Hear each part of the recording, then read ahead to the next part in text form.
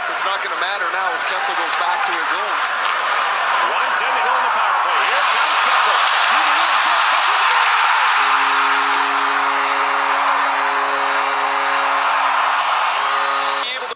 What a goal by Phil Kessel. That was Kessel's goal against New Jersey on Friday night. The Leafs pulling out a victory there, 2-1 in the shootout.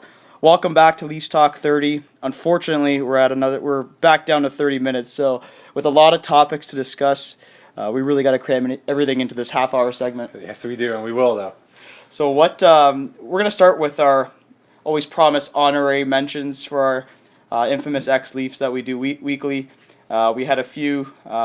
One was, oh my god, this one was hilarious. Do you remember this guy, Alexander Zuglobov? Yes, Alex Zuglobov. That was tweeted in by Dan Calabretta. Thank you, Dan, for the tweet. And our buddy Miles, you know Miles. Yeah, Miles. Friend of the show, Miles Smith. Give him a follow on Twitter at @MilesAnHour for tweeting Sergei Berezin. I mean, we talked about Berezin on the show before, but I mean, it just shows you how popular Berezin is amongst Leafs Nation still. Yeah.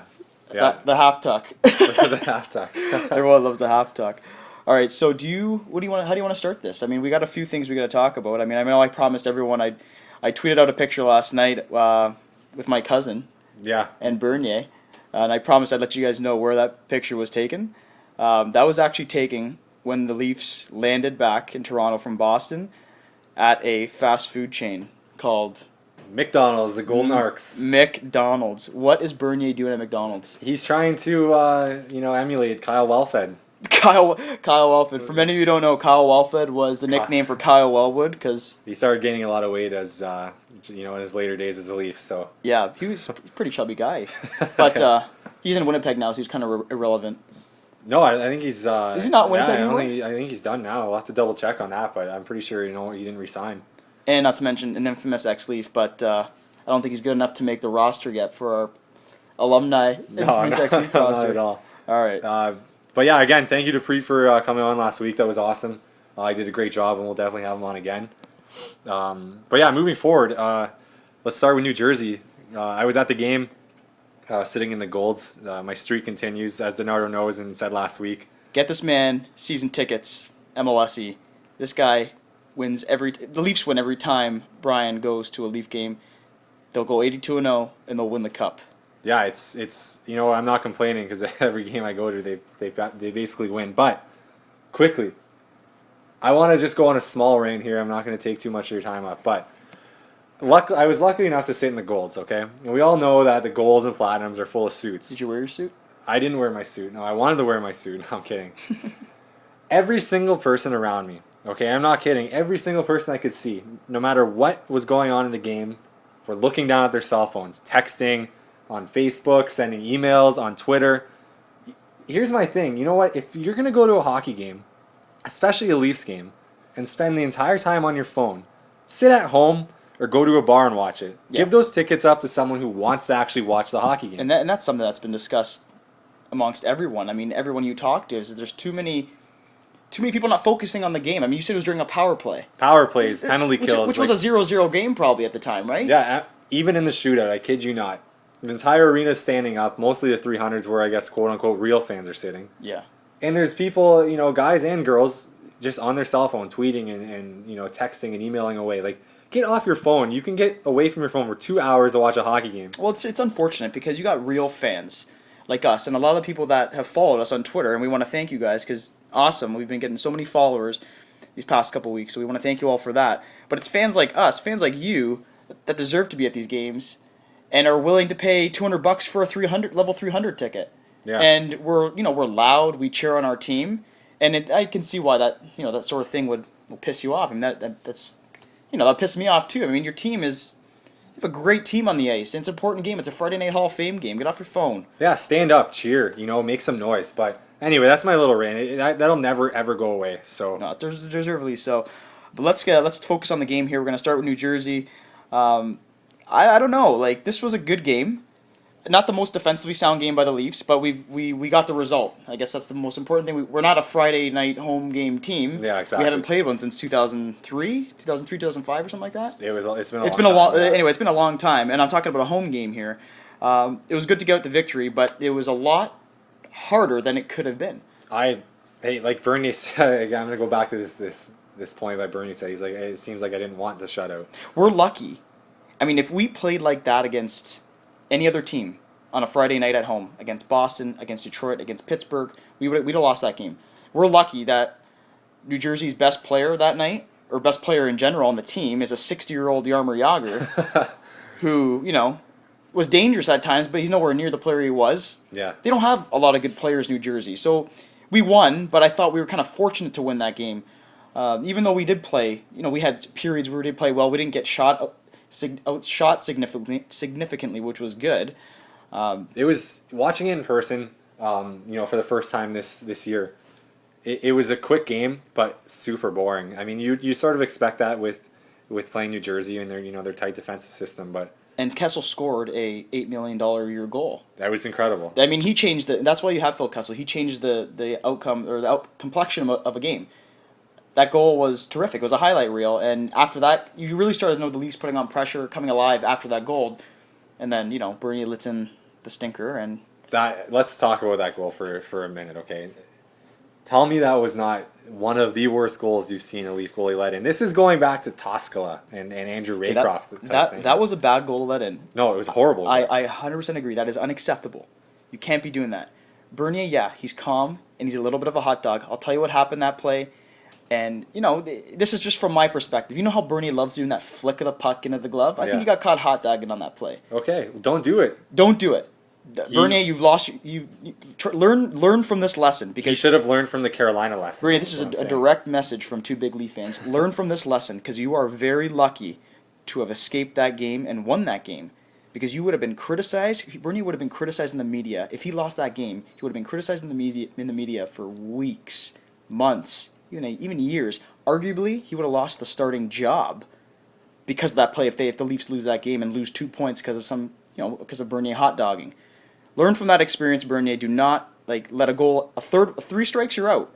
I'm going to defend you on this one, though. I'm going to continue to defend Bernier, and I'll tell you why, Brian. Let's hear it. This is why I'm going to continue to defend Bernier. First of all, I told you so, that he'll redeem himself and he'll come back and win in the shootout. He did. We posted the convo on Twitter. He came back, and this is what I like about Bernier, is he can let in those goals, but he can bounce back. He wasn't really challenged, though, arguably, after that goal. You know what? He made some saves when he had to. He got through the overtime, not letting anything in, and he stopped three shooters, and won the game. For me, that was the best case scenario for Bernier to redeem himself, was winning in the shootout, and he did. I like that. I like a goalie's ability to come back and not have something like that really rattle you and still be able to win the game. So, Bernier, learn from the experience. You're lucky, but good job for winning that game. Yeah, I mean, it's 2 points, but after that Carolina goal, which was a completely fluke accident, and soft play by him, and then this goal again, those goals can't go in. Those are Toskala-like goals. They can't go in. Okay? But in the end, I mean, at the end of the day, I look at, did he win the game? Yes. Did he have a good save percentage? Yes. It was like .970. Good save percentage. So, trust me, my stance would be totally different if we lost that game. I know. And it just shows good character in a player that you can still let in a humiliating goal, yet come back and win the game. Yeah, just quickly before we move on to Boston, I had a friend come over all the way from England just to see a Leafs game. So shout out to Hannah on seeing her first Leafs game and obviously a win. So she specifically came over to watch hockey. And she's smart because she went with you. Exactly. That I told her I always win. We're going to win this game. But nice. Yeah. So would you like to? Do we have anything else with New Jersey? I mean. Nothing. No, I think we covered everything. Clarkson was pretty hot in the first period there. He showed some glimpses of what we want him to be. Yeah, we'll get on Clarkson in a bit. Let's move on to Boston. I have a little rant here. I mean, I was expecting to beat Boston. I wanted to beat Boston. If you were asking me what our overall weekly grade was for this week for the Leafs, I'm just going to give them a straight fail, because this is the game we had to win. I don't give a crap about Jersey. I want to beat Boston. Let's reverse the roles a bit here. Let's say the Leafs come back 4-1 in Game 7 in Toronto, beat Boston. Do you think Boston? How pumped do you think Boston would be to go into Toronto? And I'm telling you right now, if the roles were reversed, Boston would have came in Toronto and gave us a beating, 5-1, 5-2. That's what I was expecting from Toronto last night. They didn't do it. I don't care about moral victories, like you mentioned last night, about not getting outshot. I'm saying that's what a lot of the fans were probably Yes. thinking. No, exactly. You know, No, not myself, not but yourself. yeah. But I, you know what? I don't care about the fact that we had a good second period, that we didn't get outshot, that we did have our chances. There's no moral victories here. You go into Boston and you win that game, and so for me, that was really the dagger in a, for me, a disappointing week for the Leafs because I wanted to beat Boston. That's the game I looked on the calendar. I want to beat Boston in Boston on a Saturday night, the scene of their crime where we lost Game 7 and they didn't. I mean, listen, if this is a playoff game, and this is a game in April, you expect that the Leafs to win. Yeah. Fact of the matter is, they have a solid record right now at 11-6. Going into a game against Boston in early November, that game doesn't really mean as much as it would, say, in the playoffs. There's a lot of turnover on the team. We brought in some new players who weren't there last year. And frankly enough, I bet you a lot of these players have that in the back of their mind. They don't want to think about that game. But for me, in a way, like, I'm happy that we did play. We played decent last night. Second period, the Leafs arguably played one of the best periods they have all year. And I'm happy about that. But like I said, I don't want to. The Leafs are too good of a team for me to point out little things like that. I want the whole thing. I want the win. That's what I expected because I think a character win in Boston on a Saturday night, would have helped us along the road. Like would have helped us going into this week against Minnesota. Would have helped us, for the next time we face Boston. I just think it's something that the Leafs needed, the Leafs Nation needed, and something that we would have felt good about, in our extracurricular activities on a Saturday night. Yeah. But we were. Here's the thing, though. You also have to remember. I mean, they are human beings. They do get tired. They played the night before in Jersey. Apparently didn't get back into Boston and checked into the hotel until 3 a.m. So by the time you actually check in, you get to sleep, you wake up, you're all out of whack. They didn't have a pregame skate that day. Professional athletes. I understand that get paid that. millions of dollars. But the fact that they only lost, I'm going to say 2-1 because that empty net goal was a whole other issue. Like empty net goals don't count, at least in my opinion. But speaking on that empty net goal, what the hell was Phaneuf doing on that empty netter? That is poor defending, and do you still want to re-sign him? Yes. After one play, the guy in New Jersey plays over 27 minutes a night. Listen. Going into that game, he almost hit 25 minutes. Cut him some slack. He was already on the ice for that shift for over a minute. I don't care. You should care. Because the last time Dion Phaneuf was in Boston, he didn't do his job in front of the net. Last night in Boston, what was there, 30 seconds left when that happened approximately? Just over, I think. Protect that puck. Give it to your defense partner. Skate up the ice for one last chance. You never know what could happen. You can score with 2 seconds left to go. Who knows? That was a poor play by Phaneuf. He looked so soft protecting that puck. He looked tired. He got Not pushed soft. up. Whatever it is. I don't care what it is. You're the captain of the team. You have to do a better job there. That really... Oh, when I watched that really rubbed me the wrong way. As he was skating towards the puck, this guy's got to skate. He's going to get out skated, and Boston's going to score. And that's what ended up happening. It looked like he gave up on the puck. No. Why is our captain giving up on the puck? You can't just assume he's giving up on the puck with a play where the guy's dead tired, skating back to get the puck. He probably didn't know anyone was behind him. Dead tired? Come on, What man. do you? If he's dead tired, then okay. Then I'm blaming Carlisle. Put another defenseman on. You got to give your team, as a captain of the team, you got to give your team one last chance. Phaneuf turned it over. Boom. That was the worst empty net. That was like a tip-in front of the net. This is why comments like this, everyone's watching that game and are looking at Phaneuf instead of looking at the positives, as he played an incredible game. But you look at the one play at the end. But of the the game. grounds for my argument are not based on if Phaneuf's a good player or not. He is a good defenseman. Okay. My grounds are of the extension and the amount of money we're talking about for his extension. And when I see plays like that, there's no way I'm going to give him 7 years, and there's no way I'm going to give him $50 million. So you're saying because of one play, his value goes down? I'm saying it's a microcosm of many plays that he makes throughout a season, which decreases his value. What about the positive plays he makes? This is the same situation as Brian McCabe back before he just left the Leafs. He got run out of town by Leaf fans because of this. They all focus on the negatives and not the positives. I was at a game against Philadelphia back then. Phaneuf hasn't got 26 goals like McCabe got. No, McCabe's career high against with the Leafs was 19. Was it 19? No, Yeah. he got 20 something. 19. We're going to have to look that up. 5 or We'll get that for you later in the show. His career high with the Leafs. I love McCabe. Oh, McCabe's awesome. McCabe's guy. But listen, I was at a Leafs game. Okay, they were playing Philadelphia. McCabe had the dirtiest check against him from behind into the boards. He could have ended his career, and the crowd started cheering. Well, This is the exact same thing that's going to happen with Phaneuf by the end of the year. Fans, especially if the Leafs end up going on a huge slump, it's all going to be on Phaneuf, and that's unfair. but he's the captain of the largest hockey market in Toronto. Or sorry, not in Toronto, he's of the largest hockey market in the world. Of course he's going to get that criticism. Yeah. Deservedly so. Not deservedly so. It's the Leafs. Leaf fans wanting to just harp on one player, and they pick assist. Oh, that's okay. Sorry, we were just looking at Brian McCabe's stats there, but was it? So what is it? Was 19 it goals in 2005, 2006. Okay, 49 assists, 68 points. Phaneuf hasn't gotten 19 goals yet. No, not with the Leafs. Okay, listen, I'm not saying Phaneuf's a great player, but I'm talking that play in terms of the extension that he's gonna get or might get. We don't know yet. Anyway, Let's move on from Phaneuf. Let's move on from that. This just angers me talking about Phaneuf because I'm all for it. And one play just like that is going to run a great player and a great asset that we have on our team out of town because of those simple plays.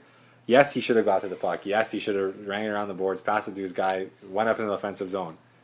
I just think you got to give our team one last shot. That's all I'm saying. Okay, we can move forward. All right, we can agree to disagree. Yeah, all right, good. So Bernier, we had 2 games this week back to back. Obviously, it's one goalie starts, the other one starts the next night. They split the games. Let's look at Bernier and Reimer, their performances. Now, during Coach's Corner, Don Cherry made a point where he said, Randy Carlyle and the Leafs are throwing Reimer to the Wolves. Whereas they're starting him in Vancouver, which is almost a guaranteed loss. They're starting him in Boston on a Saturday night, which is almost a guaranteed loss. Yeah, that's a good point by Cherry. Now, it could either be, I agree with it in a sense, or it could be Carlyle just thinks Reimer has a better chance of winning in those games. But then you look back and say, why would they bring Bernier in? So it's... Well, for me, I think the reason Reimer started in Boston was because he wants to redeem himself for the Game 7 last year. And I think I was 100% okay with that. Reimer played good yesterday. I have no complaints with any of our goalies' efforts this week, except obviously by the one mistake by Bernier, but whatever. I'm over that. Both of our goalies played good. I don't think we're at the point where we can still say who our number one is.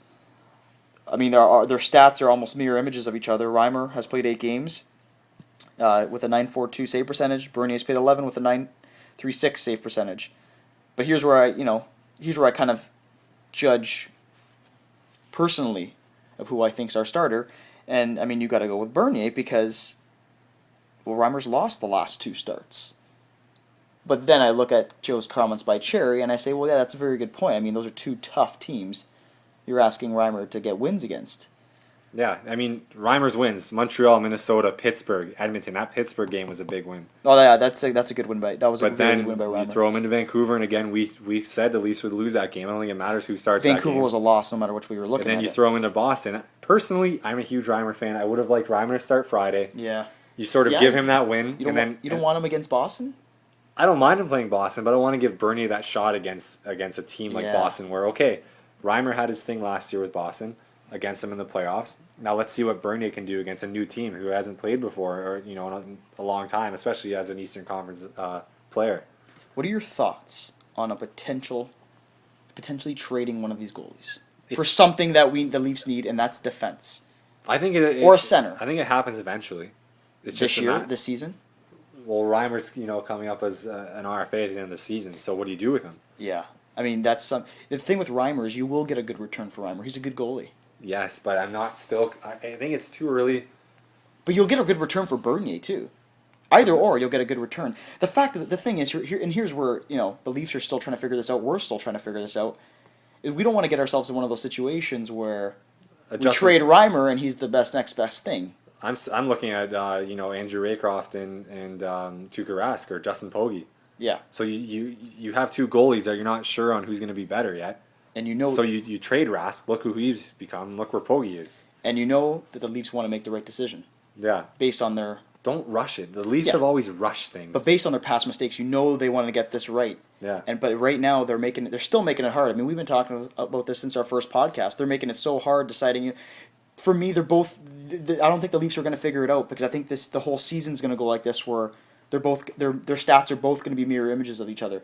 I think it's going to come to a point where they got to make a decision what they're going to want to do, because let's face it, the Leafs have needs, and either goalie will win you games. Yeah, I just don't know. We're crippled on D. I just don't think we're defensively strong enough right now. Kulikov's name's been thrown out there as a potential trade target for Toronto, but that's not a trade. I think we would have to include a goalie. No. I just don't think, as of right now, you can even think about trading one of these guys. I just hope it doesn't come to a Vancouver, like we mentioned last week, a Vancouver, Schneider and Luongo type situation, which it eventually will. Yeah. But as of right now, there's no sign of any of these guys, letting down, which I think Carlisle's sort of hoping for. Like, in a sense, as bad as it sounds, as a coach, you might say, okay, one guy's just got to start playing bad so I can eventually pick a starter. Because if they both keep playing like this, you can't justify benching one of them. Yeah, you know what? Right now, there's no rush to trade him because they're winning games, and like you mentioned a stat earlier. I mean, they have the fifth in goals against. What's their stat on goals against? Seventh best in the league with 40 goals against. 4. Okay, and that's a large part of our defense. That's because of they're not defense. That's a large part of our goaltending. Yeah, of course. I mean, it's not our defense. Yeah. Our defense is playing horrible this year. Yeah, I know our goalies are keeping in it, and we're 10th in the league for goals for, 4th in the East. Yeah, we have a good team. We do, and we do have a good record, 11. And but those goals against are successful goals against within the league. It's because of our goalies. It's not because of our defense. Yeah, agreed. I mean, it's for so sure. For us to trade one of them right now, I think it would be like shooting us in the foot. Yeah. At this moment until we can somehow improve our defense. But we have to move on. We're going to move on to David Clarkson. You want to talk about him for a bit? Yeah, I mean, we briefly spoke about him last week, and he hasn't really done anything to change my mind this week, except for having a good. I'm the same. I'm at the same point I was last week, and that's not necessarily a good thing. He had his best game against New Jersey. Yeah. He had 20 minutes, 11 seconds of ice time, 2 shots, 3 hits, but a lot of energy. Those 2 shots were key. On TV, it looked like he was the most energetic guy on the ice, arguably for some. Oh yeah, of the game, right? Especially the first period. Watching him there, he was energetic. He was going for the puck. He looked like he had that extra jump in his step. But you can't. I mean, he can't just do this against New Jersey. I mean, we want this kind of energy every night. Yeah. I mean, we need Clarkson right now. I mean, we need you, Clarkson. I mean, we have a lot of injuries in our lineup, and he's a guy that we're still looking to step up his game, and I'm sure it'll come. He only has 1 assist in the season. He's a -2. I don't know. Is Carlisle's system so difficult? Because I find a lot of players just have trouble adjusting to it, but once they get a handle of it, they're good. Some players, adjust. You look, Kessel's arguably broken through under him.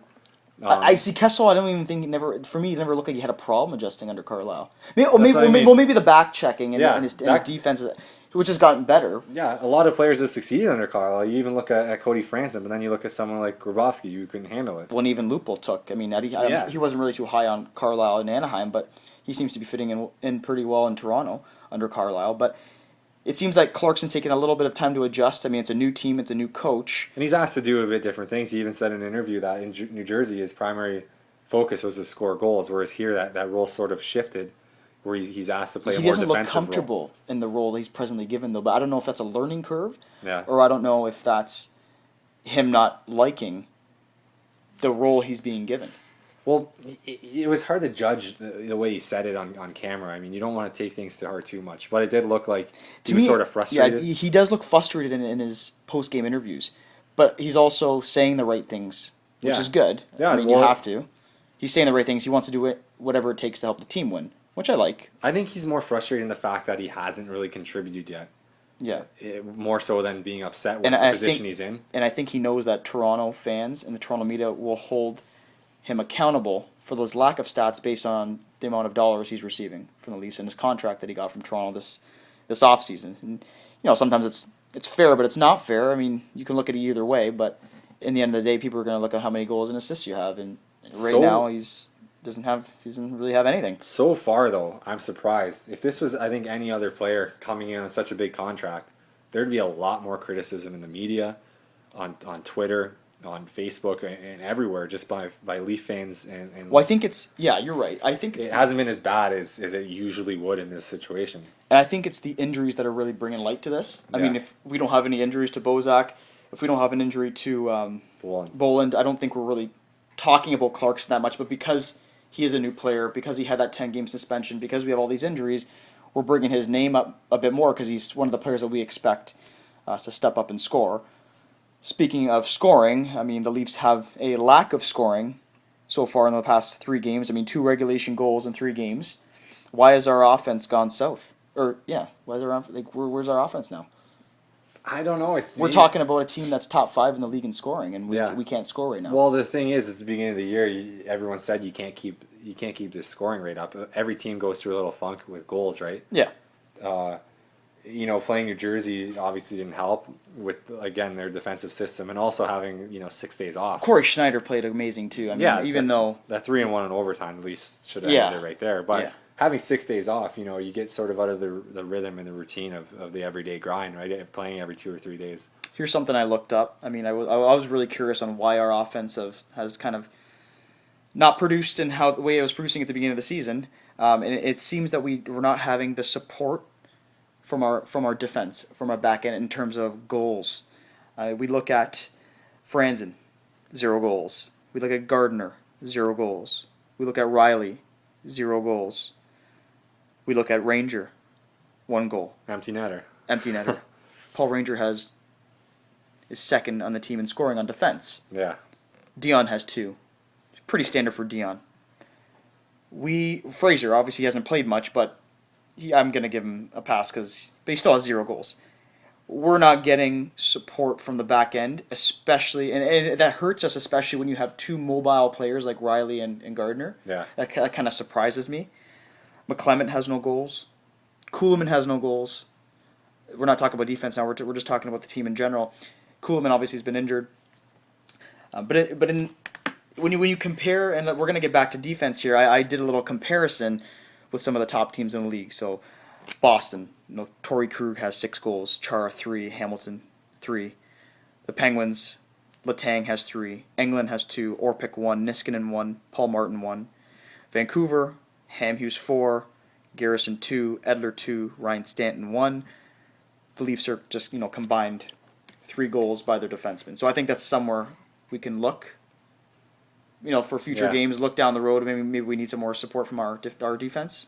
Yeah. Well, Riley almost had that goal versus Edmonton again, but it got taken away from him. It's just, from what I see, there's not enough shots from the point on the power play. Yeah, that's such a big point. I mean? That's such a good point, yeah. The puck's always down low with Kessel coming off the wing there near the hash marks. You have JVR sort of at the side of the net there. Yeah, that play is very predictable right now in the power play. Yeah, because they didn't score in the power play to Toronto yesterday, and that play with Kessel on the side of the net is very predictable. It's easier. It's getting easier for teams to read that. I think that's something. I think that's a really good point, Brian. They have to start shooting from the points.